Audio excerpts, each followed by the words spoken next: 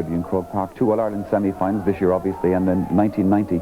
But I suspect the final itself, in terms of the crowd support that's going to be there, the atmosphere, will be a whole different ball game.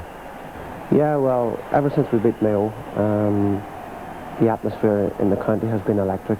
Obviously, a lot of it has been geared towards getting to Dublin for the final and the precious ticket.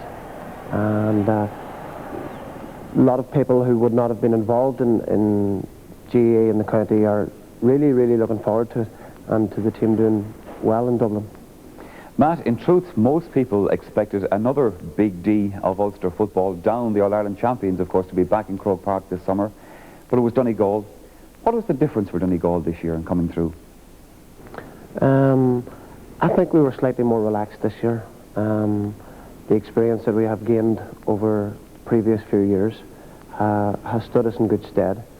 And after our failure last year, we really decided that we would give it a very good shot this year, because some of us are reaching the end of our careers, and the day had slipped us by a couple of times.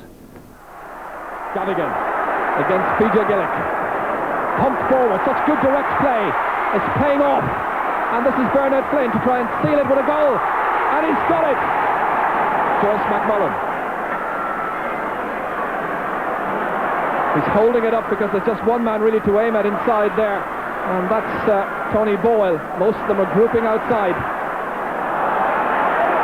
This is Boyle under the dropping ball. Breaks down. And it's a penalty. Brian McAniff was saying he'd let the players out on the field make the decision themselves.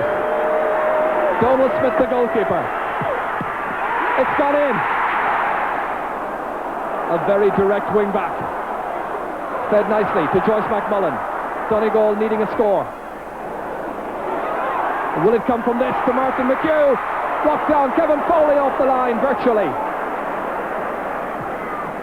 David Beggy swinging it wide across towards Bernard Flynn. Some consternation, lashed in, and a goal! Colm O'Rourke across to Bernard Flynn. Another goal! It's always difficult the first game in Ulster, especially when you're away. Every team expects to win their home championship match in Ulster, no matter who they are. Cavan were no different, and they really gave us a fright in Bethany that day. But we showed our experience. We never panicked, and eventually we came out with a draw.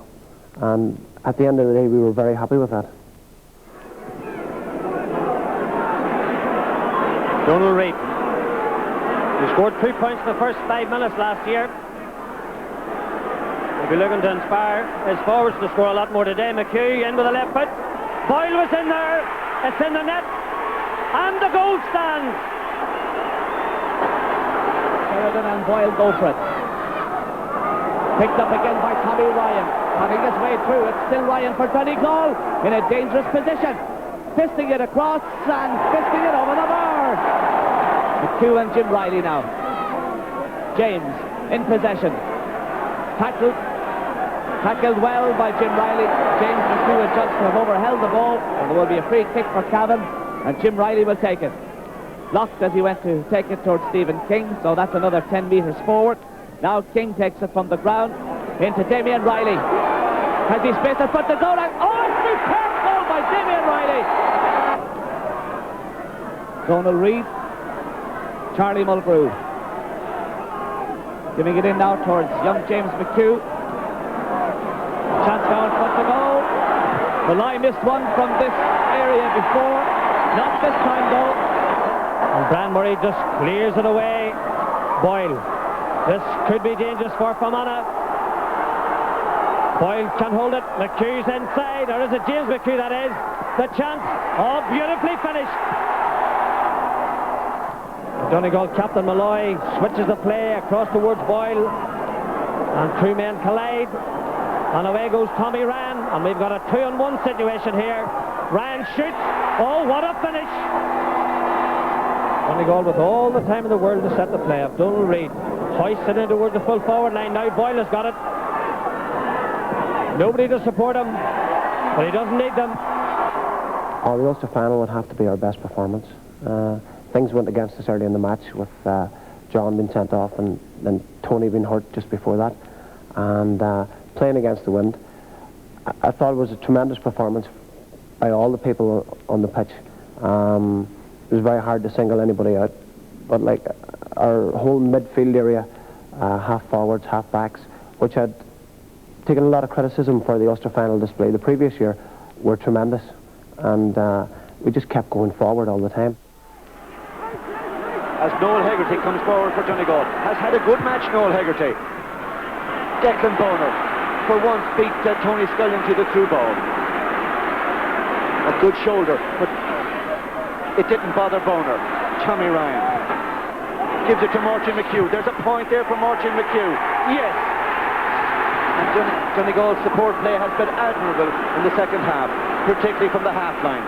Martin McHugh to take it from Donal Reid to Martin Shovlin up attacking. Back to Martin McHugh. There's a man free in front of the goal, but Martin McHugh goes for his own score from a very tight angle. It was very ambitious, but it was brilliantly executed by Martin McHugh. Enda Gormley tries again, almost 2 minutes into injury time. McNichol and McGilligan, but it's won there by Donegal, and it's all over. Donegal have done it.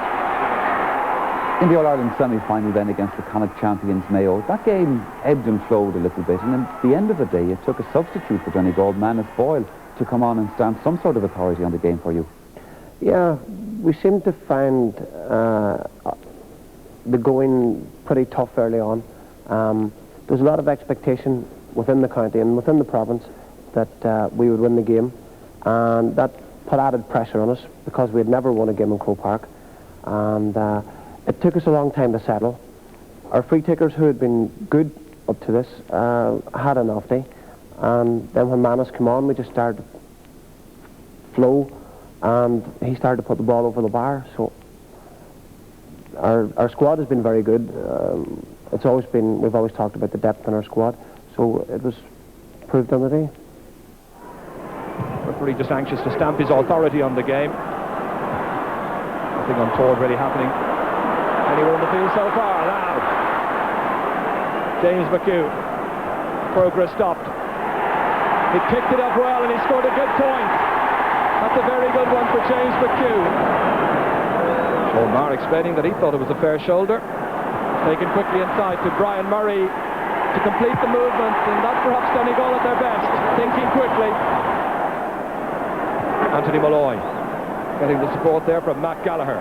Not the tallest of full-backs, but an effective one nonetheless. James McHugh inside, trailing by 2 points.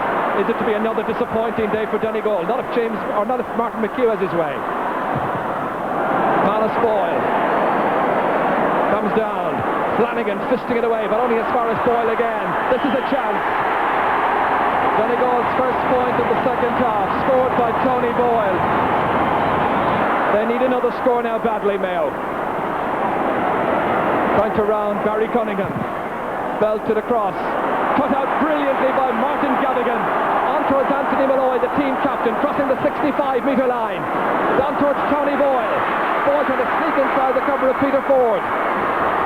Still Tony Boyle going for a score, and he's put it over the bar, and that may well be the point that will take Donegal's